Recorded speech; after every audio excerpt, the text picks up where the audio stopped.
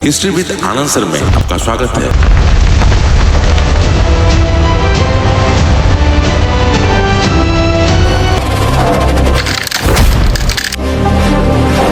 History with Anand sir में आपका स्वागत है। हम लोग आज देखेंगे इतिहास लेखन क्या है। तो सबसे पहले समझते हैं इतिहास लेखन से तात्पर्य क्या है। इतिहास लेखन से तात्पर्य है ऐतिहासिक तथ्यों को विभिन्न व्याख्या। अब होता क्या है ह्यूमैनिटी में कि एक ही तथ्य की अलग अलग व्याख्या होती है। यही कारण है कि देखिएगा एक ही तथ्य को अलग अलग विद्वान अलग अलग विश्लेषण करते हैं। इसलिए आप लोग नाम सुने होंगे साम्राज्यवादी इतिहासकार, राष्ट्रवादी इतिहासकार, मार्क्सवादी इतिहासकार, सबअल्टर्न स्टडी। तो कहीं ना कहीं इतिहास का ये सब विचारधारा है और एक ही घटना को अलग अलग ढंग से व्याख्या की जाती है। अब क्यों की जाती है और विचारधारा क्या है, जब तक वो समझ में नहीं आता है तब तक इतिहास मतलब पढ़ने का कोई फायदा नहीं है। क्योंकि यूपीएससी और बीपीएससी जब बात करते हैं, स्टेट पीसीएस कहीं ना कहीं इतिहास का विश्लेषण चाहता है, तथ्यों को रटवाना नहीं चाहता है।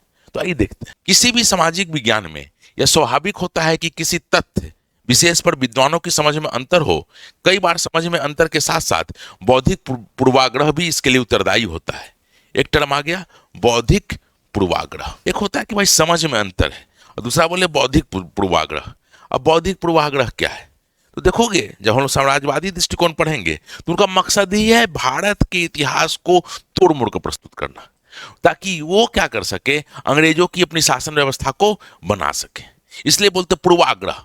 पूर्वाग्रह का मतलब पूर्व में उसने विचार बना रखा है कि भारत पिछड़ों का देश है और हमको भारत में विकास करना है, उन्होंने विचार रखा है। तो यही बोले इतिहास को तोड़ मोड़ को प्रस्तुत करने का प्रयास किया गया। तो वह बोलता बौद्धिक पूर्वाग्रह। फिर आ जाइए, फिर क्या है, प्राचीन भारत के इतिहास के लेखन को उपयुक्त संदर्भ में ही समझने की जरूरत है कि भाई बौद्धिक पूर्वाग्रह क्या है क्या नहीं। अब आगे देखते हैं हम लोग। आगे जब देखते हैं तो बात करते हैं प्राचीन इतिहास लेखन विभिन्न दृष्टिकोण। जब एंशिएंट हिस्ट्री पढ़ते हैं तो एंशिएंट हिस्ट्री में क्या क्या दृष्टिकोण है।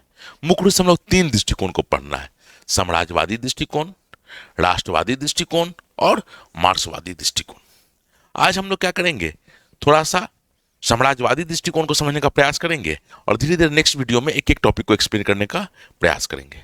इतिहास लेखन पढ़ने से क्या फायदा होता है, जब आप आंसर लिखते हैं मूल्यांकन कीजिए, बोलता है आप कहां तक सक्षम हैं, परीक्षण कीजिए। जब इस ढंग का प्रश्न आता है तभी इतिहास लेखन की समझ खोजता है एग्जाम। ठीक है, आगे बढ़ते हैं हम लोग। अब आ जाता है साम्राज्यवादी दृष्टिकोण। साम्राज्यवादी दृष्टिकोण को भी दो भाग में बांटा गया है, प्राच्यवादी और उपयोगितावादी। आज हम लोग बेसिकली प्राच्यवादी को समझने का प्रयास करेंगे। सबसे पहले समझिए साम्राज्यवादी दृष्टिकोण। तो एक बार थोड़ा आपको साम्राज्यवाद समझ लेना होगा तभी दृष्टिकोण समझ में आएगा थोड़ा सा। तो देखिए अंग्रेज भारत में कैसे आए, व्यापारी के रूप में आए। फिर क्या हुआ, व्यापारी के रूप में आए तो धीरे धीरे क्या किए, पूरे यूरोप के व्यापारी आए थे, धीरे धीरे सारे यूरोपियन व्यापारी को भारत से बाहर कर दिया और भारत में एकाधिकार, जिसको मोनोपोली बोलते हैं, एकाधिकार स्थापित कर लिया। अगला स्टेप क्या आया, उपनिवेशवाद। उपनिवेशवाद का मतलब क्या हुआ कि भारत से वस्तु तो खरीद रहे हैं, भारत से रेशमी वस्तु ले रहे हैं, हर तरह का वस्तु भारत से खरीद कहाँ ले जा रहे हैं, इंग्लैंड ले जा रहे हैं, लेकिन पैसा इंग्लैंड से नहीं ला रहे हैं। भारत के नवाब राजा रजवाड़ों को लूट के उस पैसा को इन्वेस्ट कर रहे हैं भारत में। भारत का पैसा ही से ही भारतीय वस्तु खरीदा जा रहा है। तो ये चरम हो गया उपनिवेशवाद। फिर एक समय आया जब इंग्लैंड में औद्योगिक क्रांति हुई और औद्योगिक क्रांति के बाद क्या हुआ, पूरा का पूरा व्यापार का सिस्टम बदल गया। वस्तु का आयात भारत करने लगा, मतलब अब वस्तुएं यूरोप से भारत आने लगी। पहले भारत से यूरोप की ओर जाती थी। तो वही जब उपनिवेशवाद को आगे बना साम्राज्यवाद। अब थोड़ा समझ लीजिए, साम्राज्यवाद का मतलब है किसी देश के राजनीतिक, आर्थिक, सामाजिक, सांस्कृतिक सब पर नियंत्रण, ताकि अपनी वस्तु को बेचना आसान हो, हमारे वस्तु के प्रति जिज्ञासा उत्पन्न करना आसान हो। तो क्योंकि इन लोगों ने इतिहास, अंग्रेजों ने जो प्रारंभिक अंग्रेज इतिहासकार थे वो किसके विचार से प्रेरित थे, अपने साम्राज्य को कैसे फैलाएं, इसलिए इनको बोला गया साम्राज्यवादी इतिहासकार। इनका भी दो वर्ग है, प्राच्यवादी और उपयोगितावादी। हम लोग प्राच्यवादी दृष्टिकोण में तीन चार चीजों को समझने का प्रयास करेंगे। इनकी विचारधारा क्या थी, इनका उद्देश्य क्या था, इनका योगदान क्या था और इनकी सीमाएं क्या थी। तो सबसे पहले हम स्टार्ट करते हैं विचारधारा से। जब विचारधारा का बात कीजिएगा तो बोला जाता है भारत में इतिहास लेखन शुरू कैसे हुआ। तो देखोगे अंग्रेज ईस्ट इंडिया कंपनी के जो भी अधिकारी थे, जो बहुत पढ़े लिखे थे, उन्होंने भारत के इतिहास में इंटरेस्ट लिया। और जिनमें से कुछ लोगों का नाम आप बहुत आराम सुने होंगे, विलियम जोन्स का नाम सुने होंगे, एशियाटिक सोसाइटी वाले, कनिंघम का नाम सुने होंगे जिन्होंने पुरातत्व पूरा भारत का आधार तैयार किया। तो स्वाभाविक है प्रारंभ में ये सब कोई इतिहासकार थे ऐसा बात नहीं है, सब अंग्रेज अधिकारी थे और अपनी समझ से भारत के इतिहास को व्याख्या करने का प्रयास किया। इसलिए देखिए क्या लिखा गया है, प्राचीन भारत में इतिहास का आधुनिक अध्ययन 18वीं शताब्दी में आरंभ हुआ और इसकी शुरुआत उन ब्रिटिश विद्वानों के द्वारा की गई थी जो भारत में अधिकारी के रूप में कार्य कर रहे थे। याद रखिएगा ये इतिहासकार नहीं थे, ये लोग क्या थे, अधिकारी के रूप में कार्य कर रहे थे, जिसमें प्रमुख नाम है विलियम जॉनसन, कनिंघम इत्यादि। और ये जो फोटो लगा हुआ है, ये फोटो लाया गया है सर विलियम जॉनसन का है। ठीक है, अब आ जाइए नेक्स्ट देखते हैं। उसी तरह जब दूसरा विचार देखिएगा तो इन विचारों को अब बोलते हैं, इनको प्राच्यवादी क्यों कहा गया? प्राच्य मतलब पुराना। एक्चुअली इनको प्राच्यवादी इसलिए कहा गया कि इन लोग का मकसद क्या था, एक्चुअली इनको प्राच्यवादी इसलिए कहा गया कि इन लोग का मकसद क्या था कि भारतीय इतिहास को, प्राचीन की प्रारंभ मतलब पुरानी परंपरा को लोगों को उपलब्ध करवाएं, पश्चिम विश्व को उपलब्ध करवाएं। देखिएगा इन विद्वानों को प्राच्यवादी कहा गया क्योंकि इन्होंने भारतीय अतीत या संस्कृति में रुचि ली तथा भारतीय संस्कृति की उपलब्धियों को पश्चिम विश्व में उद्घाटित किया। और ये जो आप लोग पिक्चर देख रहे हैं, ये पिक्चर है कनिंघम का है और बड़े रिप्यूटेड पुरातत्व विद्वान थे, इन्होंने भारत में पुरातत्व का आधार रखा था। ठीक है, फिर आगे देखते हैं। अब इनका उद्देश्य क्या है? इनका एक ही उद्देश्य है, भारत का इतिहास का अध्ययन दो चीज के लिए कर रहे हैं।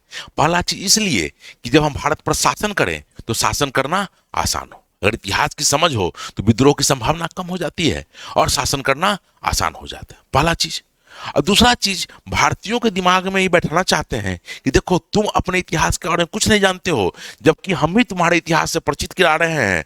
तुम लोग का इतिहास बड़ा उज्जवल था और तुम ये भी नहीं जान रहे हो, ये काम तुम्हारा था और हम ही कर रहे हैं, क्योंकि हम लोग सब लोग हैं और भारत को भी सभ्य बनाना चाहते हैं।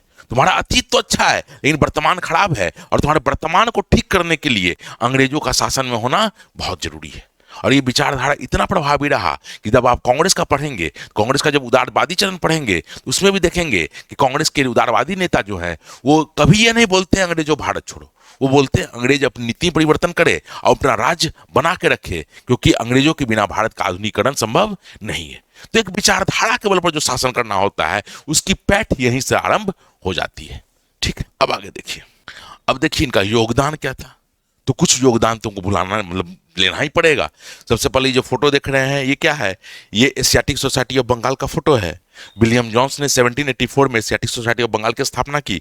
मतलब एग्जाम में, हर एग्जाम में घुमा फिरा के क्वेश्चन पूछ ही दिया जाता है, पहला चीज। दूसरा चीज क्या बोले इन्होंने, तो इन्होंने प्राचीन ग्रंथों के आधार पर इतिहास निर्माण का कार्य किया। तो हम लोग जब स्रोत का क्लास ले रहे हैं तो याद रहेगा, पहला स्रोत इन्होंने क्या बनाया, पहला स्रोत बनाया साहित्यिक स्रोत, और इन्होंने प्राचीन ग्रंथ को साहित्य का रूप दिया। और ये देख ही रहे हैं। चलिए फिर नेक्स्ट देखते हैं। अब आ जाइए, पहला तो बोले क्या, साहित्य को इंपॉर्टेंस दिया। दूसरा क्या बोले, पुरातत्व को भी इंपॉर्टेंस दिया। ये जो फोटो देख रहे हैं ये एशियाटिक सोसाइटी ऑफ बंगाल का देख रहे होंगे। ये पहला जो जर्नल आया था ना, एशियाटिक जर्नल, उसी का फोटो है। फिर दूसरा जो हम लोग बात किए थे, अभी योगदान का बात किए तो पहले साहित्यिक योगदान दें। ये जो फोटो देख रहे हैं ये जर्नल है एशियाटिक सोसाइटी ऑफ बंगाल का, 1888 1888 डेट दिया हुआ है। ठीक है, दूसरा इन्होंने पुरातत्व पर भी काम किया। तो इतिहास का जो पहला स्रोत है हम लोग बोलते साहित्य, उस पर भी काम किया। और दूसरा स्रोत क्या बताए थे, पुरातत्व, उस पर भी काम किया। और कनिंघम ने क्या बोले थे, तो इसके क्या कहते हैं, इन्होंने 1871 में पुरातात्विक सर्वेक्षण विभाग का स्थापना भी किया। इसका फोटो आप देख सकते हैं, जैसे देखिएगा, यही क्या है, आर्कियोलॉजिकल सर्वे ऑफ इंडिया। अब यही आर्कियोलॉजिकल सर्वे ऑफ इंडिया क्या किया, उत्खनन प्रारंभ किया। तो अभिलेख आया, सिक्का आया, हड़प्पा सभ्यता का उत्खनन कहीं ना कहीं इन्हीं लोग का देन है। तो इनका योगदान में ये सब आता है। एक और आगे देखते हैं, लोग क्या किए हैं, जूलॉजिकल सर्वे ऑफ इंडिया का भी स्थापना की है। अब जूलॉजिकल सर्वे ऑफ इंडिया क्यों इतना फेमस रहा, जैसे हम लोग आदि मानव पढ़ते हैं, ब्रूस फूट का नाम सुने होंगे, जिन्होंने पहला बार आदि मानव के लिए जो कुठार प्रयोग किया था उसका खोज किया। इससे पहले अवधारणा थी कि पूरा पाषाण काल भारत में था ही नहीं, पाषाण काल भारत में था ही नहीं। भारत में बाहर से लोग आके बसे। लेकिन यह पहली बार विचारधारा है कि भाई जूलॉजिकल सर्वे ऑफ इंडिया के तहत आप देखेंगे ब्रूस फुट ने पहला बार भारत में पाषाण काल का काम किया, उस पर काम किया। तो ये सब उनका देन है जिस पर भारतीय इतिहास या भारतीय परंपरा आज भी टिकी हुई है। ठीक है, अब इनकी सीमाओं को देखते हैं, इनकी सीमाएं क्या क्या थी। तो सबसे पहली सीमा क्या है, अब ये लोग जो साहित्यिक स्रोत में ग्रंथों का प्रयोग करते हैं तो इन्होंने संस्कृत ग्रंथ को ज्यादा महत्व दिया, जबकि समकालीन पाली ग्रंथ, प्राकृत ग्रंथ इसको बहुत इंपॉर्टेंस नहीं दिया। इसलिए इतिहास में एक ही दृष्टिकोण आ पाया, दूसरा दृष्टिकोण नहीं आ पाया। पहला सीमा समझिए। दूसरा समझिए, इन इतिहासकारों का दृष्टिकोण यूरोप केंद्रित था। यूरोप केंद्रित मतलब क्या हुआ, ये भारत लिख रहे हैं भारत का इतिहास, लेकिन तुलना किससे कर रहे हैं, यूरोप से कर रहे हैं। जैसे आप लोग सुने होंगे कालिदास को भारत का शेक्सपियर भी कहा। ये यूरोप केंद्रित क्यों कहा गया, जबकि कालिदास पहले के हैं और शेक्सपियर बहुत बाद के हैं। वहां के लोगों को समझाने के लिए कि जैसे देखो भारत में बात करते हो, जैसे यूरोप में शेक्सपियर, उसी तरह भारत में कालिदास हुए थे। तो उनका इतिहास लेखन का मकसद भारत के लिए इतिहास लिखना नहीं था, यूरोप के लिए इतिहास लिखना था, ताकि यूरोपीय लोग इतिहास पढ़ के आए और यहाँ शासन करना उनके लिए आसान हो। उसी तरह आप देखे होंगे समुद्रगुप्त को भारत का नेपोलियन भी कहा जाता है। नेपोलियन कहाँ, यूरोप का यहाँ। तो तुलनात्मक अध्ययन इसलिए किया गया ताकि यूरोप केंद्रित जो इतिहास लिखा जाए तो इसमें कोई दिक्कत नहीं हो, और मुख्य रूप से इतिहास का उद्देश्य यूरोपियों को इतिहास समझाना था। ठीक है, तीसरा समझिए, इन्होंने बाहरी विश्व में भारत के संदर्भ में अनेक भ्रम फैलाए। अनेक भ्रम फैलाए का मतलब क्या है ना, भारत के बारे में बड़ा गलत इंफॉर्मेशन दिया। इन्होंने भारत के बारे में क्या बोला, पिछड़ा हुआ देश है, कहीं कहीं देखिएगा तो बोलेगा मदारियों का देश है, जंगलियों का देश है, सपेड़ों का देश है। इसका आप देखिएगा स्वामी विवेकानंद जब शिकागो गए थे और जब उन्होंने कहा कि मैं इंडिया से हूं, और उन्होंने लेक्चर जब सुना और जब लोगों ने देखा तो पूरे विश्व को आश्चर्य हुआ कि यूरोप में लोग बोलते हैं, अंग्रेज बोलते हैं कि भारत इतना पिछड़ा हुआ देश है, लेकिन इसका दर्शन इतना आगे का क्या क्यों है। और देखोगे उसी दर्शन पर के बल पर लोग बोला कि नहीं, भारत में भी विद्वता है, भारत में विचारधारा है। और देखोगे जब भारत में उस विचारधारा का बात करोगे तो उसी देखोगे रविन्द्रनाथ टैगोर का जो गीतांजलि आया था उसको उत्कृष्ट रचना बोला गया और नोबेल प्राइज दिया गया था। तो स्वाभाविक है इन्होंने भ्रम फैलाया भारत के बारे में। दूसरा भ्रम क्या फैलाया कि भारत हमेशा अराजकता से घिरा हुआ था, राजतंत्र घिरा हुआ था, राजा हमेशा क्रूर हुआ करते थे और अंग्रेज यहाँ आके शासन व्यवस्था में अच्छा काम कर रहे हैं, भारत का प्रगति हो रहा है। तो कहीं ना कहीं ये भ्रम भारत को फैला के भारत को कहीं ना कहीं विश्व में पिछड़ा दिखाने का प्रयास किया गया। ठीक है, हम लोग कल नेक्स्ट पार्ट में इसी पार्ट को आगे बढ़ेंगे। तब तक के लिए धन्यवाद।